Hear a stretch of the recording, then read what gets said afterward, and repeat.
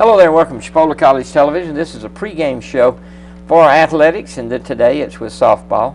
Got with me now Jim Hendricks, coach for the Indians. How you doing, Coach? I'm doing good. How are you? I missed that call there. You got big hands, and I missed, but that's okay.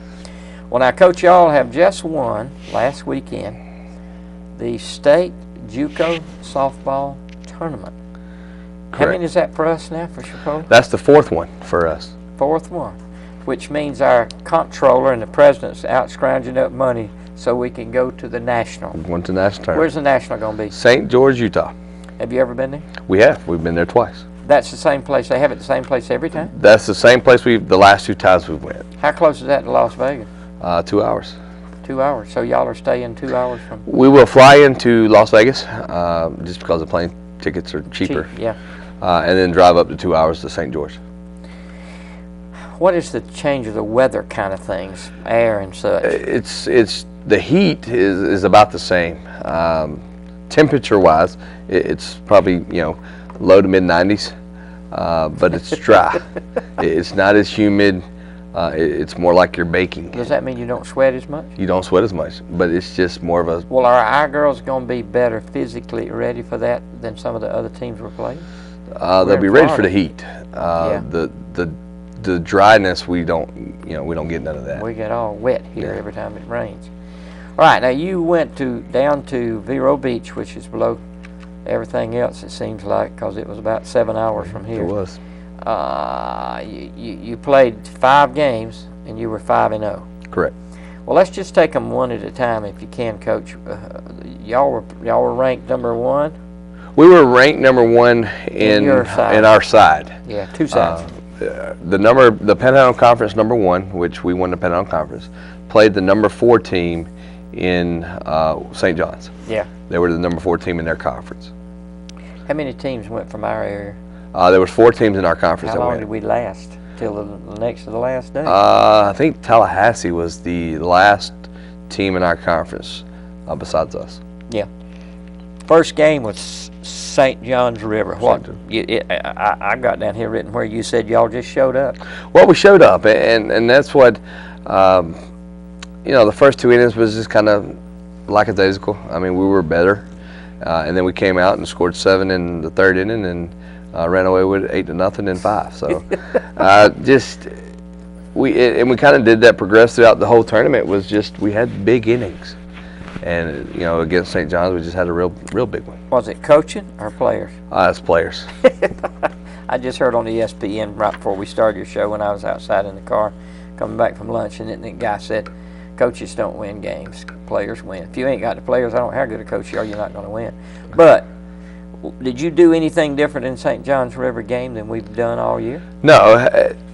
The team did, I think. I think the team played better this weekend than we have all year. It's something that we've practiced on, execution with bunts and hitting runs and stealing bases, but nothing that we haven't practiced all year. Had you played Indian River at all this year? Not St. John's or St. John's. We have not played St. John's all year. Didn't know what to expect. We had to play without our starting shortstop through a mutual agreement. Because she was there last year. She was there for 2 days. When did you have a mutual agreement when you got a release so she could come here? When in January we got a mutual agreement between her and Belinda and Who's Coach Belinda? My wife. That's the boss. Who's Belinda? She's the coach. She's the boss. Well, now is that in writing or just verbal? That was just a verbal agreement that be. if we played against each other, that she wouldn't play. Now at the time there wasn't no expectations to play them. But then it came out that we matched up with them in the first game of the Well, state did the tournament. girls bow up because of that? I think that that was some of the stuff that was talked about prior to that she couldn't play, and we had a couple kids step in. That Alexis Macias stepped in and played third, and had a hit in a big inning. So yep. I think it was some stuff that was. So we won that one 8-0 in 5 innings. All right, second game was the next day, or that afternoon. I can't even remember. It doesn't matter. With Indian River, game 2. Now, there was more excitement at the starting of that game. There was. Well, Indian River was ranked second all year in the state, and it was kind of what we try to talk about is a slap in the face. And because we had won more games than they did. Some assumption there, but so we got up, got prepared a little better going into that game. Well, now, I can say this. I'm not a coach. I was just there as a videographer. They were a little cocky, a little, like arrogance was there in them. Why do you think they would have that? Well, they've been number 2 all year. Yeah. And that's something that and they did. They expected to win. Now we showed up and won, but they expected to win. Well, now, I said that their uniforms didn't get dirty. Ours got dirty now, and you agreed with that. Why would we say that? Well, I think we did stuff. Our kids got after it a little more. They were a little more aggressive. What we talk about is we sold out. We went full speed. We're diving all over the place. And, foul balls, we're diving. Balls in the infield, we're diving. Well, how many times did we get thrown out on going down? Not a couple. I think we've got, there was 2 caught stealing all weekend, and that's in 5 games. And we had a bunch of steals. We did. Well, I think their coaches was telling them don't throw it. If they're over halfway, we're wasting our time. Well, we ended up 4-2. How did we score on that one? Do you remember? Well, twice we scored on Shelby's hit and run. Shelby Clark. Shelby Clark. Center field. One time I know Sierra was on first base and we hit a hit and run, and she hit a triple. Yeah. Right to, if the second baseman would have been playing her position, it would have been a ground ball right to her. Well, she's covering second because we're still in second, and the ground ball goes through, and then something happened in the outfield, and neither one of them got to it, and she ended up on third, and we ended up scoring. Yeah. And then, and we've done that twice. One time it was a ground ball, to the left side that scored a run. So, can our girls place hit? Is that what you're saying? Some of them can. Some of them can really control the swing and control the bat, to where if the second baseman's covering second, then they can hit the ball to second base, and if the shortstop's covering, then they can hit it to the shortstop. Yeah. And that's something that and that's something that we've practiced from day one. Well, that was up to this point the closest game we had. It's the closest game except for the final that we had. Third game was Central Florida, and you used the word nervous when you were talking to the press. You said they're just nervous. Well, and that's what going to that game, they're the number 1 team in the state, number two team in the country, and physically, they're probably better than us. They had that big girl at first. And then, so going in, there were some nerves, and we're throwing, our number 1 Jake, or Jessica Elliott, and, they're taking some pretty good swings on her. And so going in, it was a little nervous. But then, once again, we had a big inning, and we scored 4 runs on stuff that we've done all year, is, bunting and hit and run and stealing bases and just being aggressive. Well, bunting in softball, slapping and bunting is just as important as long ball, because in softball, most outfielders, if you hit a long fly ball, somebody's going to catch it. But if you bunt it and you move quickly, and several of our people during that game, we were up 4-0, weren't we? Actually, well, and in the 3 games that we were actually behind in this game 2-1. Before we scored. So, and I heard somebody say, and I don't know who said it, I think, one of the news stations, but the comeback kids. But we were losing in this game. Yep. Against Central Florida 2-1. And then we came back and scored 4 in that 1 inning. And then scored 1 later on to make it 5-3. Well, we let them get back in it, I guess, if that's the case. But we come back. Well, I mean, it's a ball game, and sometimes you have, but when you consistently, they start believing they're going to come back if they just work at it. Number 4 was Miami-Dade. And by this point, we already know this game will determine if we go to the national or not. This was a game. This was a game that, if you win this game, then you're going to the St. George, Utah. You're going to the national tournament as a 1 or 2, or the state champions or state runners-up. And so we played with some excitement. And once again, we get down early. They score early in the game, and we're behind. And then we have a big inning, and I think we scored 6 runs in 1 inning. How did we do that? Same thing. Just bunting and slapping, stealing bases, and then somebody get a base hit. Yep. Somebody step up. If you get 2 men on and a base hit, that means 2 runs most of the time. Most of the time, because we'll do some stuff that we're on get them second over. and third. We're not on first and second because we're going to steal. when you're playing and they're both going, how do you know which one to try to throw out? You always try to get the lead runner? Well, we teach to get outs. Find the out and go Get do an it. out. But some teams, and you'll see them and they'll get frustrated, and all of a sudden they'll start throwing the ball all over the place, and we're still running. Well, your most valuable player, according to your boss, your wife, she said your pitcher was the most valuable player, not only in this game but in the tournament. Well, and that's what Ilona Andringa was a kid that stepped in, didn't throw too much into the season. She threw some early and then didn't throw much in the end of the season. Got to the state tournament, she threw 1 inning leading up to Miami-Dade. And then all of a sudden, Jake throws 1 inning in Miami-Dade, and Ilona throws the next 6. And she gives up 2 hits and doesn't give up a run.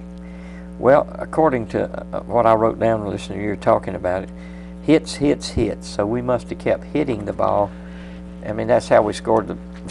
We did, and just once we can get runners on base, we can do stuff, and we can bunt for hits, because once you start bunting, then they start looking at the lead runners, or we can hit and run, and then it puts people out of position, and you got runners running. Well, you seem to be a little calmer about everything by this game. I mean, you just cool. You said work hard, keep working, and you weren't. I mean, you didn't. You looked like you knew we could win if we just played well. Well, we were playing well. I mean, 6 runs in 1 inning. We were playing well. So, in the state tournament, and it's something that we use a lot throughout the year, throughout the fall, and throughout the spring. And I think I'm the mean one sometimes. I'm the loud one, and during the state tournament, it's about them playing. Yeah, there's nothing left except playing. It's just to let them play. We had a basketball coach one time, and he talked ugly a lot and screamed and hollered at him all the time. And I said, "Coach, what are you going to do at the national championship?" He said, "I've got something up the sleeve." When we got there, he never raised his voice, and the players were in awe. I don't think they were in awe of you not raising your voice, because you did raise it a couple of times, but it just seemed like once we got 6 runs, all we got to do now is play. Play. All right, then the championship game was Sunday. You had already won 4, but you're playing the same team you played the day before. Miami-Dade came back, and they ended up playing Seminole again, and beat Seminole, which qualified them for the national tournament. And then coming in, it was a game that just was played for the state championship. It didn't mean. It didn't mean anything except the ring. Well, and that's basically what it meant. And I, going into the game, I assumed Miami-Dade wouldn't start their number 1 kid, their best pitcher. Why would you think that? Where they wouldn't show us her again. They only have 1, so I didn't think they would show us what she threw, what she done, until possibly the national tournament. So I thought they would throw somebody else and basically give up the win and wait for the national tournament. But they ended up starting the Kalitzko kid again. And she's good. Well, for 6 innings, we didn't do too much. 0, 0, 0, 0, 0, 0. I kept seeing that scoreboard, buddy. We gave up. Jake, gave up 2 runs in the. I think it was the 2nd inning. And then Ilona came in again, and for the rest of the game, just shut them down. And just. Well, how did we score the 3 runs in the last inning? Well, the last inning, we made a controversial substitution. Tori McDaniel, who was batting 9th, playing left field, throughout the game was 2 for 2. She had 2 hits and 2 at bats. In the top of the 6th, it was the top of 6th. We just felt like Dana had a better chance. Just for some reason, I don't know, how we came up with the decision, but we brought in Dana, and Dana came up in the 7th to lead off the 7th inning, and she laid a bunt down for a hit. Sierra Jones came up, got walked, so that made runners at first and second. Shelby Clark came up with a bunt single. I think they gave her an error, but it was a bunt in between the pitcher, the catcher. Everybody was going for it, but it was the perfect spot. I don't think if anybody picked up, they could have thrown her out. And I don't think because nobody was covering, but it falls, and now we got bases loaded. And then one out, you got Madison Reagan, who's Rocky. She comes up and gets a one-out single, scores 2 runners. So now, and then Jenna comes up. Now we're tied. And then Jenna comes up with a one-out single and scores another runner. So we go up 3-2. But and then we got to go to the bottom of the 7th. They get the bat. They get the bat, and and we're sitting there, and Ilana's have done well, and she comes up in the top of or bottom of the 7th, and gets 3 batters out. 1, 2, 3. 1, 2, 3, and it's not very long. It wasn't a lot of pitches. It wasn't, and she didn't throw a lot of pitches all day. Yeah. She just kept throwing strikes and getting ground balls. She didn't strike out 2 people, and the whole day, and just ground balls and fly balls. Well, we got about 3 minutes left. You kept saying, ladies, just keep working. Just keep working. I didn't believe you, Coach. I said 0, 0, 0, 0, 0, 0. I said, oh, man, he's got more faith than I have. Tell me the truth. Did you think we could win it? Yes. You did? Yes. I don't agree with you. No, I'm just kidding. No, I by that time I had started reasoning, well, we're going to go to national anyway. It don't really matter, but it really did matter because when we scored the 2 runs and tied, and then we still ain't got but 1 out, right? Mm-hmm. And here you got 2 or 3 good batters coming up. I said, we got a chance to win this thing. And we did. Well, and that's what we talked about all year. And I wish I could say all year, but all the state tournament was percentages. And that was keep working. Until you're down to the last, until you're out of it, you still have a chance. So to start with, it was 2 for 16, which is an 8. And the last day, it was 50-50. It was 50-50. So you get more percentage to win every day. Every day, every game we played, we had a higher percentage of making the national tournament. And then the last day, we're playing on 100%. Where are you going to be ranked out there? I think we'll be ranked 3rd. 2? I think we'll be 3. Under who? I think Salt Lake, if they win their region, they're still playing. They won't play till this weekend. I think Salt Lake will be number 1. I think Wallace Hansville out of Alabama will be number 2. And I think we'll be number 3. Really? Just the way the stats, the polls have been throughout the year. Well, you're going to leave shortly and go to the national tournament in St. George, Utah. And it's a long way out there. And it's 31 hours drive time. Well, how do the girls, I know you saw some of them today before we videoed this show. How did they look? I mean, are they ready to go, or are they just sort of tired after last week? Or what? Well, that's what we're a little tired. It took a lot out of. We also had a 7-hour bus trip, coming home, and didn't get in until 2 o'clock, and had finals on Monday and Tuesday. How'd they do on the finals? We all passed. We'll see. But no, and that's the other side of that. But today we just kind of woke up and went to the pool and swam and did a little bike ride and worked out a little. Just worked out a little bit, and just get the motion back, and then get over some soreness. We got a couple kids that's sick, and just. Well, it's fun to win, isn't it? If you compare that against losing, it's fun. Well, we're the target all the time. Well, we're the target, and I think so, and that's. But and something that's came up with softball is, love to be hated. It means you're winning. So. Steve Spurrier used to say at Florida, when everybody says, "Oh, he's a good guy," that means they're beating you. But when they say, "Oh, I don't like him at all," that means you're kicking butt, and they don't like you because you're winning.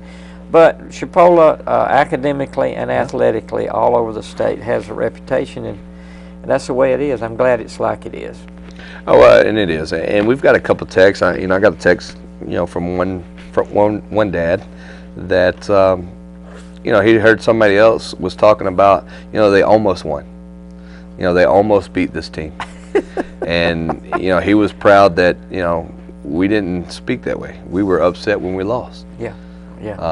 So it wasn't in the same boat. So, well, Coach, we end up winning. Congratulations on the win, and it makes us all happy, and I appreciate all y'all do. Well, thank you. But we don't care about you unless you win this next one. Well, we'll give it our best. Folks, you've seen it right here on Chipola College Television. This is a pre-game show, pre-national tournament show for our softball here at Chipola. But I appreciate all the coaches, and I'm sure you do too. Most of all, we appreciate you watching Chipola College Television.